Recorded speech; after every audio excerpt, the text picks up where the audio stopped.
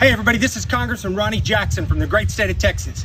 I have a message for the Biden administration. If you're thinking about taking our ARs, you can start here in Texas. On behalf of all the law-abiding gun owners in the state of Texas, I just want to say, come and get it. Ronny Jackson wants to say, just come and get it. I've got 2 ARs in my hand right now. What are you gonna do about it? Because I'm running for re-election. What does this have to do with what you're doing for the people? I'm holding 2 big ass guns, one pointed directly at my right foot.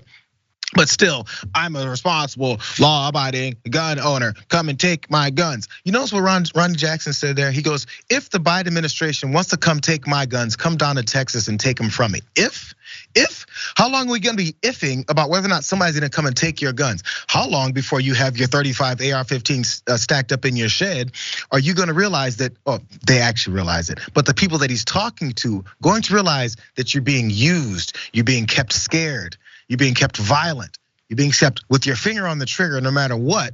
And when you end up shooting your wife or your kid on accident because you think they're an intruder and you're so afraid all the time that they're just using you for their political purposes. Again, what does this have to do with Ronny Jackson and his position as a congressperson? Absolutely nothing. Because, but by the way, Ronny does want some attention so he can get this re-election. Let's give him a little bit of attention. Do you guys remember his sexual misconduct issues that he had? Let's watch that. And tonight, a former White House physician is at the center of a scathing new Pentagon report. The Inspector General's report says Dr. Ronny Jackson bullied subordinates, made sexual and denigrating comments, and drank alcohol while on duty. Jackson, now a Republican congressman from Texas, treated Presidents Obama and Trump as White House physician. Now, Jackson denies the allegations in the report. Ronny Jackson denies those allegations, and fine, he's just a drunk at work. Who cares? How about more of this?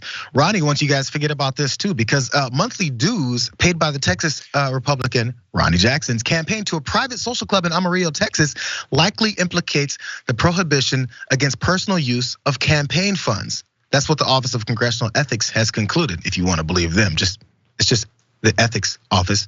Documents collected by the nonpartisan ethics office and released Monday show Jackson joined the Amarillo Club located in his congressional district in October of 2020, used campaign funds to pay for a $649 membership and application fee. His campaign committee, Texans for Ronny Jackson, made regular due payments to the club. So he's up, they're investigating, looking into all of that because he's got his other issues. But he wants to talk about instead, Jackson, is I've got 2 AR-15s, come take them from me before I shoot myself in the foot. Yeah, these guys always kind of remind me, if you're familiar with like the boys comic books, like Billy Butcher. And I don't know if any of y'all out there watching it, but this is, they're always basically just putting on a show that's reflected in like some American comic book. And really, the more you see stuff like this, because as you pointed out, they're fully aware that no one's gonna actually come and take their guns. Mm-hmm. And as we just pointed out, the legislation that the Senate and the House just agreed on, we couldn't even get universal background checks. We couldn't even get semi-automatics age limit raised up to 21. But really the right wing, more so than anything, they have a religious commitment and attachment to, symbolism basically. And that's all that this is about. Everything is supposed to symbolize their freedom and symbolize their manhood and symbolize, their power within the United States. So, they're just going to continue to get deeper and deeper into the culture and spirit of authoritarianism as we march forward.